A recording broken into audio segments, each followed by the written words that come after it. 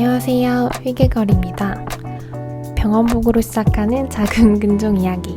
생각보다 정보가 많이 없어서 진단받게 된 이야기부터 수술까지 기록해보려고 하는데요. 그럼 같이 보실까요?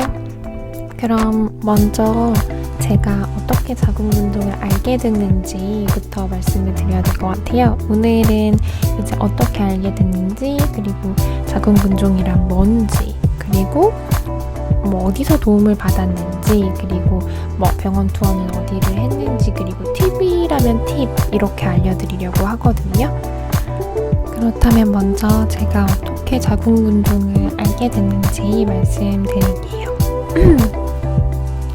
사실 이제 2019년에 제가 너무 힘들었어요. 정말 잠도 못 자고, 저는 당연히 이 일 때문에 제가 이제 자궁근종이 생기고 몸이 안 좋아졌다고 생각을 하는데, 요즘 뉴스를 보면 직장 여성 스트레스에 자궁은 괴롭다 이러시면서 이런 기사들이 굉장히 많더라고요. 저는 2019년에 워낙 많이 스트레스를 받았어가지고 이때 정말 잠도 못 잤거든요. 너무 새벽에 맨날 깨서 걱정하고 어떻게 이걸 해야 될지 모르겠고 해결을 해나가야 될지 모르겠고 나에게 너무 과중하고, 그래서 스트레스를 정말 많이 받았고, 이때는 병원 가거나 이럴 생각도 하지 못했었어요. 그냥 원래는 항상 이제 생리를 하거나 하면은 규칙적이고, 그리고 이제 생리통이 있어봤자 둘째 날 정도가 보통 양도 좀 많고, 그러니까 진통제 한두 알, 그리고 그것마저도 될 수 있으면 저는 안 먹으려고 했어가지고 안 먹어도 너무 힘들게 지나가지는 않는 그냥 그런 상황이었는데, 점점 뭔가 하열이 많아지는 거예요. 저는 양이 이렇게 많은 적이 없었거든요. 근데 양이 예를 들어 어떤 한 달은 정말 많아요. 어떤 한 달은 좀 적어요. 그런데 이제 저는 이거를 자궁근종 때문이라고 생각은 안 하고, 내가 너무 스트레스를 많이 받으니까 원래 생리가 불규칙해지기도 하잖아요. 저는 워낙 원래 규칙적이었었는데 제가 느끼기에도 2019년에 너무 힘들었기 때문에 잠도 정말 못 자고 진짜 약간 신경쇠약 같은 느낌이었기 때문에 그래서 그런가 보다라고 생각을 하고 있었죠. 이제 그랬는데 이제 건강검진을 받게 돼요. 건강검진을 받게 되는데 이제 배가 이렇게 있으면 이게 배꼽이에요. 그러면 이제 복부 초음파를 하잖아요. 근데 이제 초음파를 해주시는 분이 놀라시는 거죠. 이제 복부 초음파로 해도 보였었나 봐요. 생리 이상하지 않냐, 불규칙적이지 않냐, 이런 얘기를 하시는 거죠. 그래서 저는 그때 당시에도 그냥 생각을 못하고 그냥 어쩌다 그러긴 하는데 불규칙적이진 않아요. 그러니까 이쪽에서도 근데 이제 뭐가 있고 한 거 같은데 한번 큰 병원 가봐라. 그리고 이때도 뭐라고 하셨냐면, 근데 이렇게 환자분이 생각하기에 별 영향이 없으면 큰 위험하거나 이런 건 아닌데 병원을 가봐라, 이렇게 얘기를 들었었던 거였죠.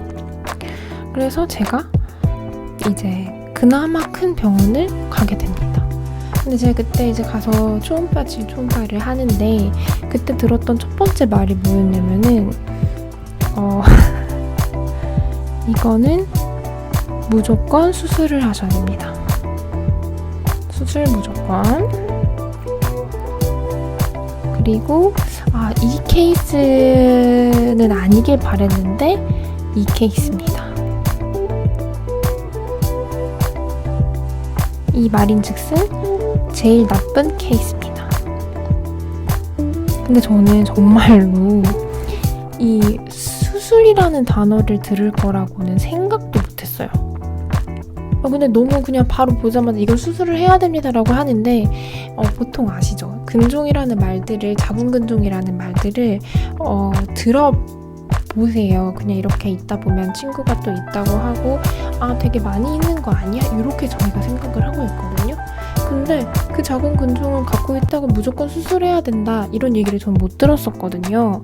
그런데 저는 수술을 무조건 해야 된다고 말씀을 하시는 거죠. 그래서 저는 처음에 뭐 약간 병원에서 수술을 시키려고 하나 이런 느낌이었어요. 그러고 나서 이제 도대체 왜 이렇게 얘기를 하나 이렇게 생각을 하고 있었던 상황이었죠. 근데 이제 자궁 근종도 굉장히 많은 종류가 있더라고요. 네, 근층 내 근종, 점막하 근종, 장막하 근종 뭐 이런 식으로, 그리고 난소와 뭐 자궁 경부, 자궁 이런 식으로 굉장히 다양한 곳에 근종이 생기는데 제가 사진을 하나 보여드릴게요. 네. 이렇게 보시면 돼요. 이렇게 보시면 여기에 근층 내 근종, 점막하 근종, 장막하 근종 뭐 이렇게 나누어질 수가 있거든요. 근데 이제 사실 다른 것들은 크게 물론 그 상황에 따라서 다르지만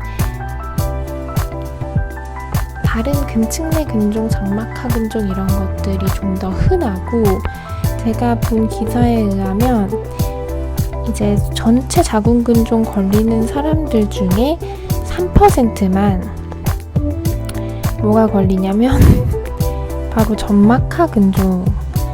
그래서 제가 앞으로 이제 계속 말하게 될 자궁 근종의 종류는, 자궁 근종의 대부분이 이제 점막하 근종은 아니기 때문에 다들 이제 본인 혹은 이제 주변 사람들의 유형은 정말 다를 수 있다는 점을 좀 생각해 주시면 좋을 것 같고, 자궁 근종 종류 중에서도 가장 주의해야 할 유형이 뭐냐라고 말을 하면 나오는 그 근종 종류가 바로 점막하 근종이에요.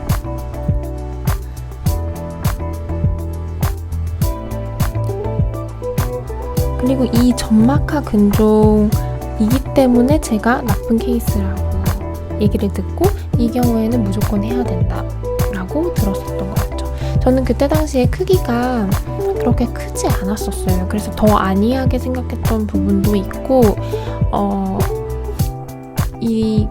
일단 수술에 대한 두려움이 있잖아요, 사람이. 저는 이거 말고도 다른 수술을 이제 어렸을 때 해본 경험이 있는데, 수술 후 회복도 정말 잘 늦었었고, 제 케이스로 봤을 때 그리고 잘 아물지도 않았었고, 이런 것들 다 느꼈기 때문에 내가 또 칼을 대야 된다고 내 몸에, 이런 생각으로 최대한 수술을 안 하려고 했던 그런 생각이었어요. 그래서 이 점막하 근종에 대해서도 그렇게 크지도 않고 뭔가 괜찮아질 수 있는 거 아니야? 라고 처음에 생각을 했었습니다. 이제 그 나중에 이제 마지막에 이제 정리를 하고 팁을 말씀드릴 때 얘기를 해드릴 거지만, 이 점막하 근종 같은 경우에는 크기가 작더라도 수술을 권하는 근종이에요. 그냥 수술을 무조건 빨리 하시라. 그리고 저도 지금까지 이걸 키워온 사람의 입장에서 작았을 때 그냥 빨리 하시라 라고 말씀드리고 싶어요.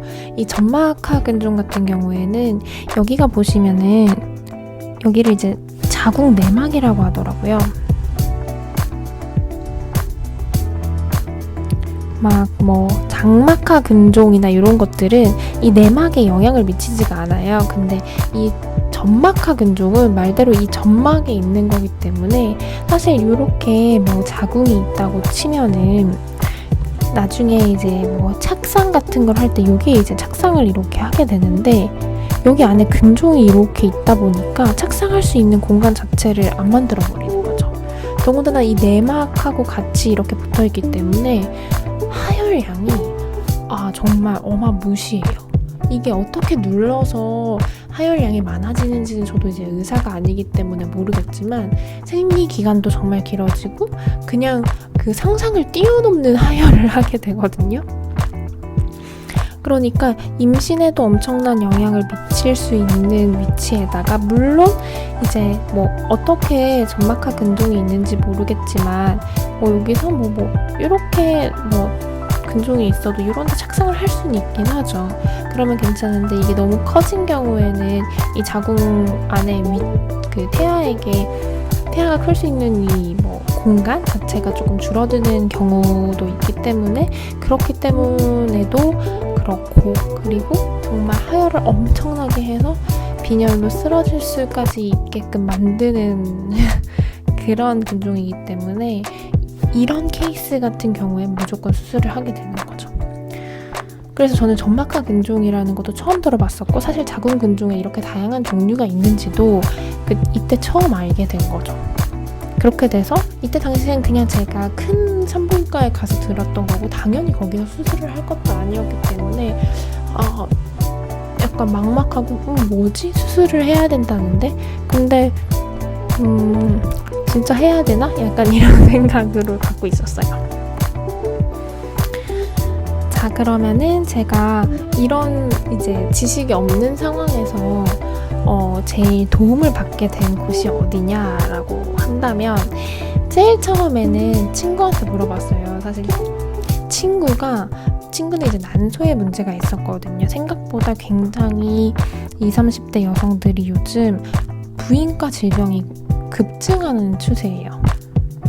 이게 뭐 직장 생활하면서 스트레스를 많이 받아서일 수도 있고, 개인적으로는 이제 친구들 얘기나 들어보면은 이거에 대한 처방이나 이런 게 차라리 임신을 하면 나아지는 경우도 있더라고요.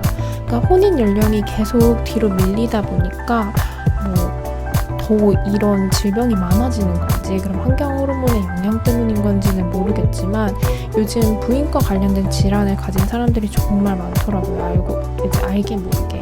그 중에서도 저는 이제 안 좋은 케이스로 걸렸었던 거고, 그래서 이제 이렇게 많다 보니까 이제는 이 친구도 말을 해줬지만 저도 이제 찾다 보니까 가장 많은 정보가 있던 곳이 바로 근종 힐링 카페라는 곳이에요. 그래서 이제 저는 내가 자궁 근종인 걸 먼저 알게 됐다. 그리고 뭐 이제 검색 같은 걸 해보게 되잖아요. 그래서 가장 먼저 가입을 해야 되는 곳이 바로 근종 힐링 카페라는 곳이라고 생각을 해요. 여기 광고는 전혀 아니고요.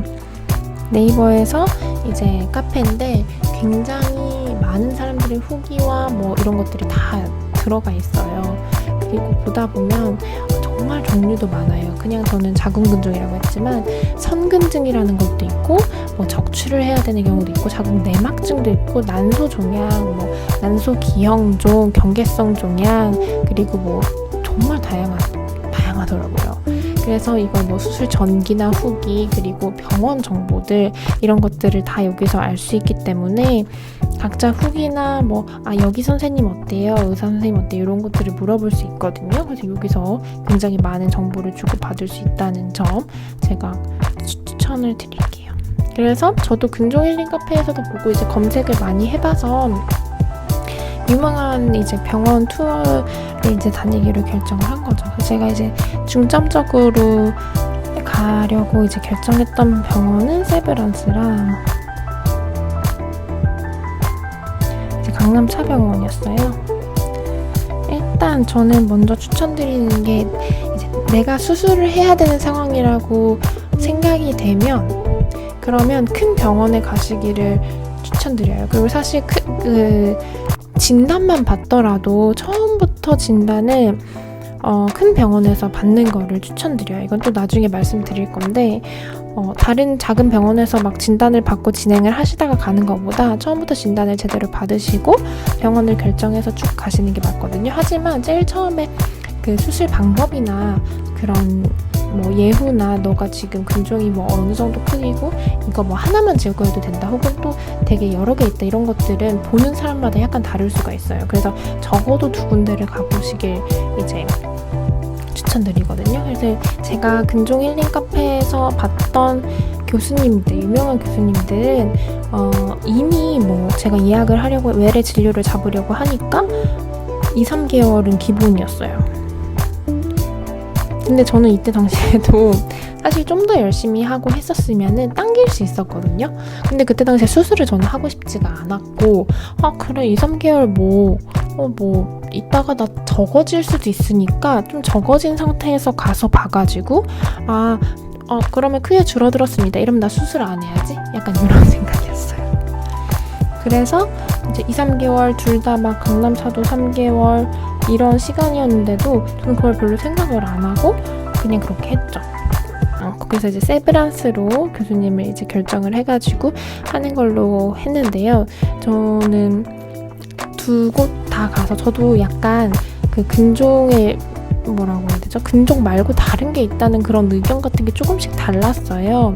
그래서 그거는 좀 봐주시고 결정을 해주시면 좋을 것 같아요. 이거는 굉장히 개인적인 부분이기 때문에 제가 뭐 어느 병원에 어느 교수님 뭐 이렇게 말씀드리기는 그렇고, 근데 뭐 세브란스는 김성훈 교수님, 김상훈 교수님, 뭐 강남차의 성석주 교수님, 뭐 김미라 교수님이 이제 가르친 김미라 교수님, 그리고 아산병원에 또 유명하신 분이 계시고, 뭐 은평 성모병원에 유명하신 분이 계시고, 그래서 본인이 가기 좋은 병원이나 그리고 내가 좀 더 편안하게 느끼는 교수님, 어쨌거나 제가 몸을 믿고 맡겨야 되니까 그런 곳으로 가시는 게 좋을 것 같아요. 자, 그리고 이렇게 제가 이제 어떻게 근종을 알게 됐는지 이제 말씀을 드렸고, 이렇게 이제 버텼잖아요? 근데 이 버티는 동안 사실 나아져야 되는데 이 치료를 계속하면 계속할수록 하혈량이 저는 인간이 이렇게 피를 많이 생산해낼 수 있나? 저는 오버나이트를 당연히 한 번 그 시즌이라고 해야 될까요? 이게 시즌이라고 말하기도 그런 게 생리 기간이 너무 길어요. 그냥 자기 멋대로 해요. 막 부정출혈도 계속 있고, 제가 이제 사실 세브란스와 강남차에서 받은 게 아니라 이 전에 산부인과에서 제일 처음에 다 이제 그 수술을 처음 들었던 산부인과에서 이렇게 양이 많으면 그래도 이거 먹으면 좀 줄어들 수 있어 하고 클레라정이라는 호르몬 약을 복용을 했는데, 저는 이렇게 호르몬 약을 복용하게 된다면 이런 큰 병원에서 확인을 받고 계속 먹기를 권해드려요. 그때 당시에는 나 약 많으니까 양 줄여줄겠지 하고 그냥 약간 뭐 가벼운 피임약 같은 거겠지라고 생각을 했는데, 호르몬 약을 먹는 기간이 생각보다 길어지고 이 호르몬 약에 대한 그 부작용이 생각보다 엄청 크다는 거를 저는 알지를 못했어요. 근데 이제 호르몬 약이 되게 부작용이 심한 약 중에 하나라고 하거든요. 저는 그때 당시에 처음에 먹었을 때 뭐 별 이상 없네 이렇게 먹었는데, 이걸 막 정말 오래 막 9개월 이렇게 먹다 보니까 확실히 부작용이 있는 게 느껴져요. 몸에 안 좋다는 게 느껴져요. 그래서 여러분은 이런 호르몬 약을 먹게 되더라도 세브란스나 강남차에서 명확한 진단을 받고 이제 먹는 걸 시작하는 거를 권해드리고요. 저는 이 호르몬 약이 뭐 더 어떻게 했는지 모르겠지만 이 호르몬 약의 이제 흔한 부작용 중 하나가 부정출혈이에요. 그러니까 거의 한 달 내내 일단 부정출혈이 있어요. 그러니까 양은 적지만 그래서 한 달 내내 핀니드는 차고 있어야 되는 상황이 이제 있던 거고, 그 중에서 어떤 시즌, 어떤 근거로 이 시즌이 오는지도 모르겠어요. 근데 그 시즌이 오면 오버나이트 하루에 막 10개는 그냥 기본으로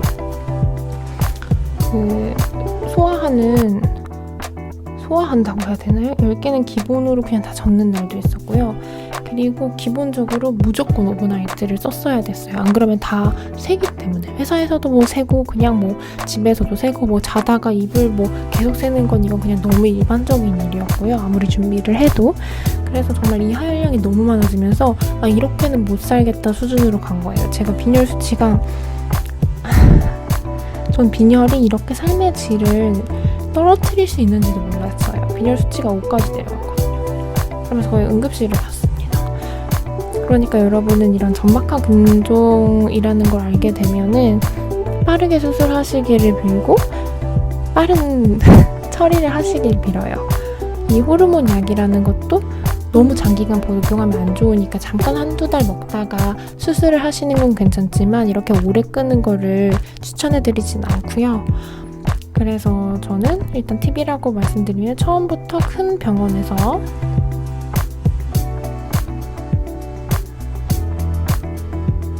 진단을 받아라. 그리고 호르몬 약은 함부로 복용하지 말아라.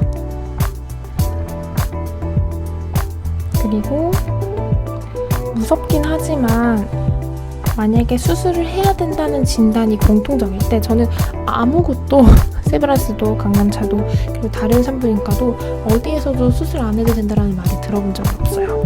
그래서 수술을 해야 된다는 말을 들었을 때는 이게 만약에 안 해도 된다라는 말이 있었을 경우엔 다르죠. 근데 해야 된다고 말이 나왔을 경우에는 빨리 하고 방법을 빨리 정해서 빨리 하라고 말씀드리고 싶어요. 이렇게 오늘은 제가 어떻게 진단을 받게 됐는지, 그리고 수술을 하기로 결정을 할 수밖에 없었어요. 제 일상생활에 너무 영향을 크게 미치니까. 그래서 그 상황까지 해서 이렇게 먼저 말씀드리겠습니다. 이제 그 뒤로 어떻게 진행이 되는지, 그리고 수술 후 결과나 회복기 이런 것들도 천천히 나누려고 해요. 그럼 자궁근종이 있다고 사실 이제 죽는 병이라거나 막 그런 건 아니지만, 정말 저 같은 경우에 제 일상생활에 큰 영향을 미쳤거든요. 빈혈 때문에 그냥 숨이 너무 차고 너무 무기력해지고. 그래서 저 같은 이런 경험을 안 하시기 바라는 입장에서 이렇게 말씀드립니다. 그럼 모두 희게 라이프 즐기시고요. 안녕.